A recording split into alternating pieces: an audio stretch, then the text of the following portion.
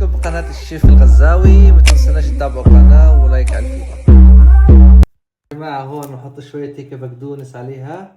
يا سلام. السلام عليكم ورحمة الله وبركاته، واليوم رجعت لكم بأكلة جديدة وطبخة جديدة وعلى طريقة الغزاوي. واليوم طبعا معانا كفتة باللبن. المكونات يا جماعة، عندي هون نص كيلو لحم خشن مفروم خشن، عندي هون بقدونس ربع ضمة، عندي هون فلفل مش حار، عندي هون بصل مقطعها 4، 3 توم، عندي هون لبن حامض، وعندي هون ملعقة كبيرة إلا شوية نشا. وهدول كلهم راح نخلطهم كلهم مع بعض هون طبعا في الماكينة هذه، راح نخلطهم كله. ايش؟ نحط اللحمة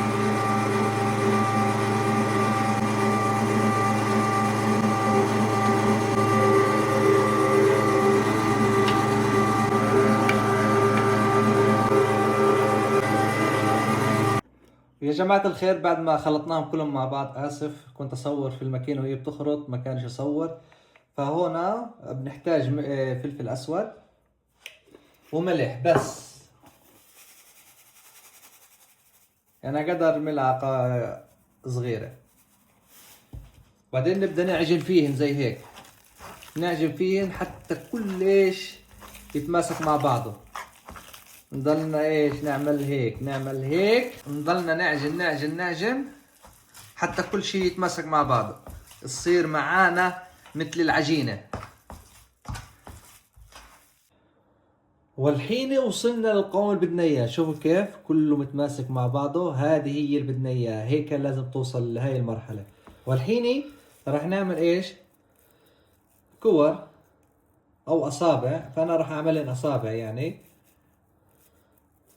نعملن زي هيك في ايدينا التنتين الحلوين. شايفين كيف صارت هيك؟ نطبع كفتة، نحطه بالصينية هون، ونعمل الثاني كمان، نعمل زي هيك ونحطه جنب اخوه. يا جماعة الخير هون خلصنا الكفتة تاعتنا، راح نحطها بالفرن على درجة حرارة 200 من فوق ومن تحت. خليهم ايش يتحمروا معانا شوية. والحين راح نعمل اللبن.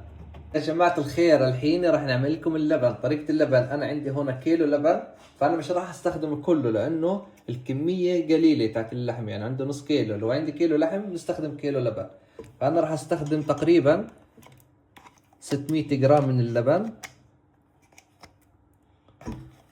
أيوة هيك تقريبا 600. وهون عندي ملعقة نشا كبيرة إلا شوية، نحطهم هيك.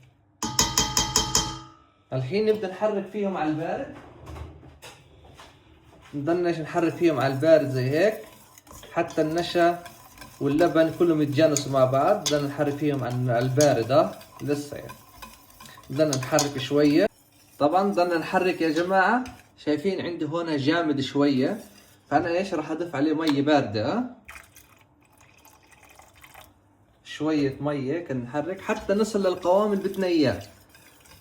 بدنا نحرك على البارد.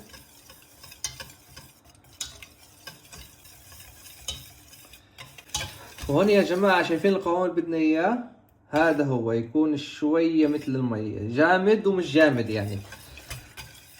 الحين نضلنا محركين تمام. الحين ايش؟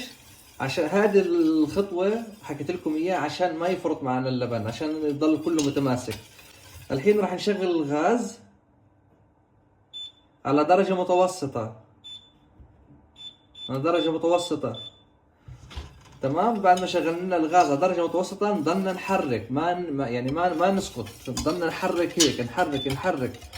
ضلكم حركوا مش مشكلة يعني. صح هي متعبة شوية بس بتعطيك في النهاية ايش؟ نتيجة زاكية. واسلخ يا معلم. هون يا جماعة أنا ضليتني أحرك على نار متوسطة حتى بلش يغلي معانا والبخار يطلع. هون تقريبا وصلنا للمرحلة النهائية. نضلنا نحرك شوية زي هيك، وبعدك خلص نوقف يعني.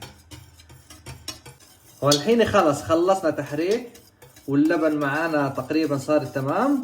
راح نطفي الغاز ونخليه على جنب شوية ونروح نشوف لحماتنا. الحين نشوف اللحمات يا جماعة. اوه تمام هيك، يعني خليتها تقريبا 20 دقيقة. الحين راح نطلعها ونحط اللبن فوقيها ونرجعها تاني على الفرن. خليكم معنا. هون طلعتنا لحمتنا وراح نجيب اللبن تاعنا ننزله فوقيها هيك. يا سلام يا سلام يا سلام يا سلام.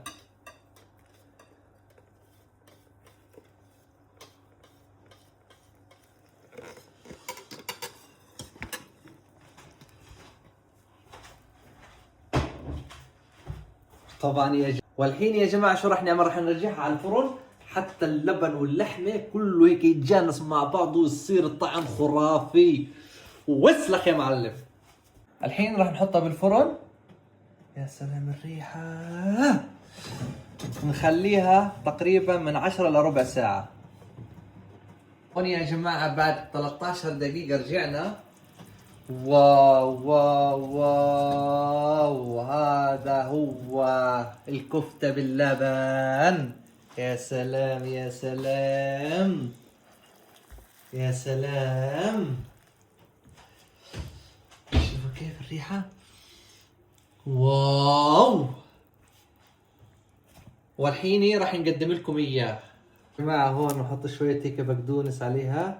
يا سلام. والحين يا جماعة لازم نجربه، لازم نجربه.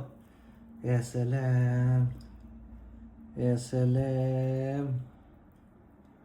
ناخذ هيك لبنات نحطهم هيك على الوش.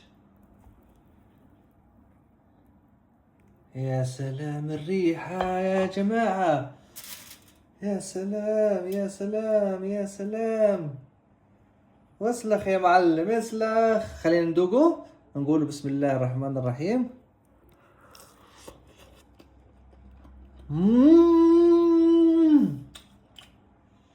مشان الله جربوها جربوها وادعوا لي.